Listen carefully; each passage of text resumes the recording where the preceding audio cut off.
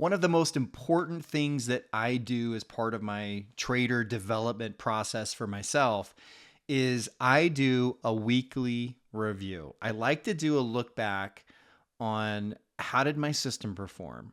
How did it actually do from a hypothetical perspective? If I took everything I was supposed to take for the week, how would the week have actually turned out? And then how did I actually do relative to what I should have done? Where did I mess up? Where did I have some maybe process deficiencies that I need to correct? Or what can I do better next week? Weekly reviews are one of the most important things that you can do as a trader to improve each and every week and get better and better and more consistent in what you do.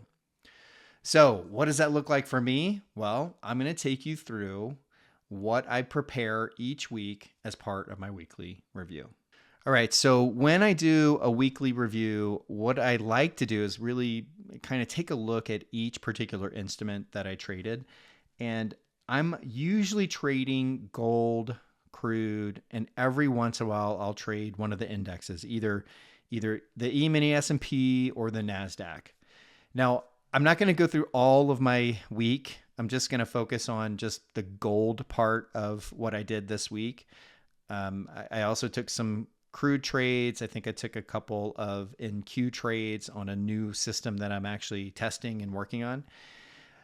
But I want to give you an idea of the way that I go through my review. So what I want to track when I do a review is I want to track, first of all, what were my wins and losses. So I kind of go back and summarize the week from a win-loss perspective. Now, I want to be pretty clear with you though. Like, this is not for me to focus on profit. Okay, when you do a review, in fact, you should be focusing on everything but profit. And so even though the results is kind of top of the list here, it's actually the last thing that I look at.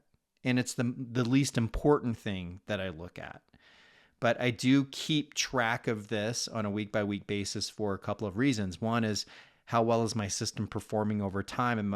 Am I running into a scenario where I'm getting some drawdown in the system itself? So this is more for me to track system performance than it is for me to focus on profit.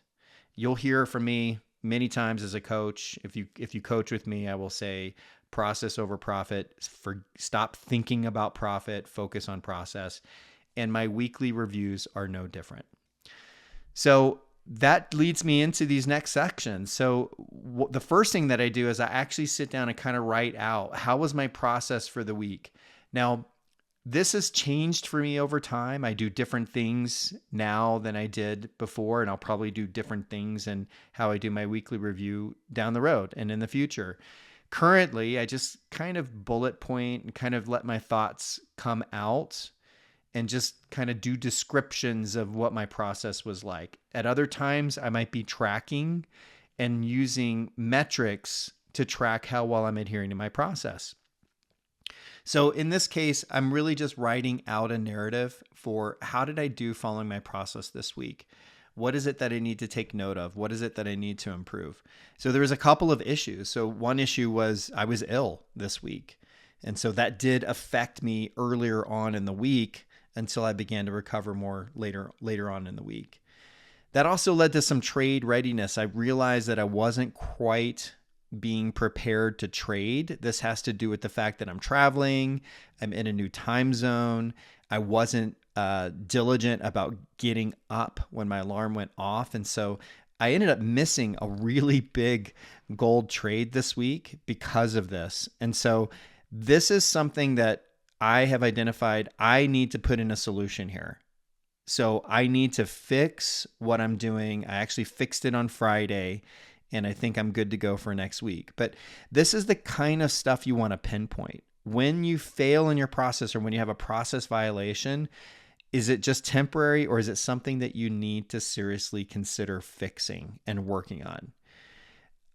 There's another one here, position sizing. I'm not sizing right for my core account. I'm trading well below what I've planned. I have a risk management plan, And I realized that I'm actually not, at least this last week, I did not adhere to my risk management plan. And so now, again, what are some of the solutions that I need to do? Well, first of all, I'm going to employ a process solution. So I'm going to adjust my minimum quantities on my auto strategy so that I can't even select a lower quantity. I've got to select the higher quantities, right? And so that's one process change that I can make to kind of really ensure that I'm sizing correctly. But there's another piece to this. You guys know that when I coach on edge, process, and mindset. Most of the challenges that we struggle with can be solved by focusing on one of those three things or all three of those three things. And so on the mindset component, I need to take some time this weekend and work through, why am I undersizing? What is driving that? What am I thinking that's producing either fear or anxiety that's keeping me from actually sizing up in the right way for this particular account that I'm focused on? So this is something, again, that you do in your weekly review. Think back, where did you struggle? How are you going to solve that? And that's either I need to work on my edge, I need to have a process solution, or I'm going to focus on mindset. And then there's some other things in here. I'll put some other things. And then I go into the actual trades. And so this is where I will highlight the specific trades. I do this from a hypothetical perspective. So I don't actually put my actual trades in here. I track that in a different way. What I'm interested in looking at is, if I took all of the perfect trades this week, what would that have looked like? And then I can go back and actually maybe make a note about what I did, how I performed, or compare it to my actual results and find out what the difference is. A lot of what I care about, though, is really contained up here, because I already know probably the reasons I'm missing out either on R or doing something is related to some process things that I've identified. So in this case, Monday, I'll go through, I'll talk about the trade, what happened. This was a really great 7R trade.